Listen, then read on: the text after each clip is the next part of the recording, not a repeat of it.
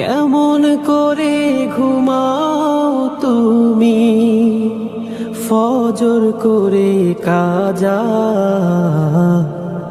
এমনও তো হতে পারে জোহরে জানাজা তোমার, এমনও তো হতে পারে জোহরে জানাজা। মুসলিম হয় না জন্ম নিলে মুসলমানের ঘরে, কাফের মুমিন তফাতটা হয় সালাতের উপরে। মুসলিম হয় না জন্ম নিলে মুসলমানের ঘরে, কাফের মুমিন